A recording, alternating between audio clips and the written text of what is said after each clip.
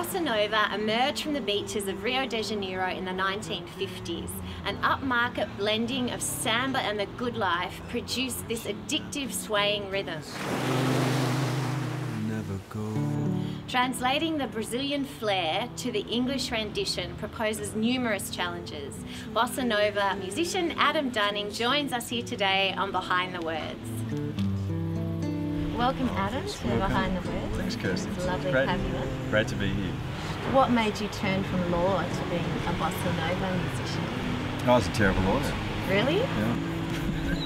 No, I don't know. No, but the thing is that... That's a big leap. Most people would struggle with. Well, look, I was kind of like in law, but you know when you like something and you just don't like it so much.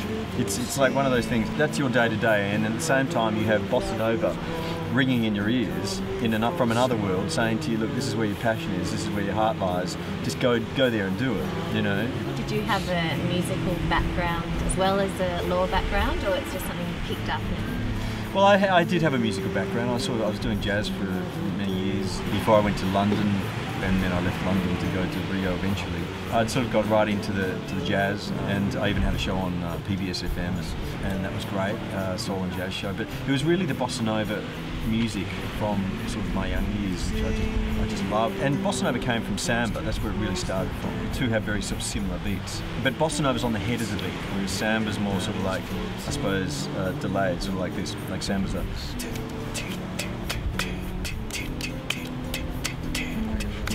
Whereas Bossa Nova's on the head of the beat, so it's. Incidentally, it taught me a lot about songwriting when I was looking at the Portuguese lyrics from that era. They looked like they were just done so perfectly. And I mean, to think a lot of these guys that spent a lot of time on these lyrics, but they just had a certain mindset when they did it to keep it simple, just like the music. So it's taught me as a songwriter to, for example, take out the ins and the this and any descriptive words, you know, and just have words which just get straight to the point. You know, skirts rising up above the knee. It's just very, very, you know, you've got subject in every word there. Whereas you don't need to say, those skirts I see are rising up above the knee. You know, you don't need to start putting these extra additional words like in and the and now in some of the lyrics. And so this is one of the things which has taught me as a songwriter to do. Get to the point, if you want, in your lyrics. The thing about Latin languages like Portuguese is that they have the benefit of O's and R's at the end of a lot of words, which pacify the word, which make it sound smooth, and that's why so many people think that, you know, Bossa Nova is romantic and everything. A lot of it has to do with the beautiful sort of words and the language itself. English is a very harsh language in many ways. We've got to be careful when we're songwriting, because words like street or crack or something, you know, there's a lot of consonants in many words. There was a line in one of the songs I wrote, I adapted, called We in the Sea. In Portuguese it's called Nós e a Mar, which means we in the sea. And when I was writing the English version of that, there was, for example, a word which says our beach which doesn't have an end, right? A beach which has no end. That's one of the lines in the song in Portuguese. Now, you can't really say that. I wrote that down and I thought, I can't say this. You know, you've got to start to sometimes use a little bit of poetic license to get the same meaning or a similar meaning, the same atmosphere is what you should be looking at. So it was about the beach.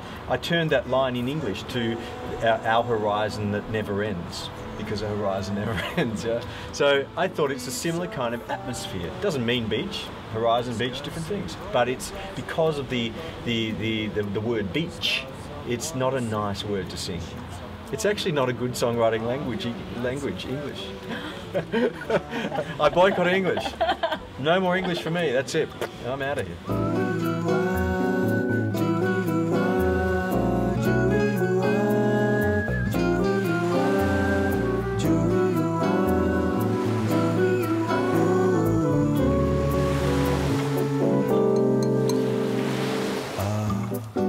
Jungle flower, virgin dream of morning light.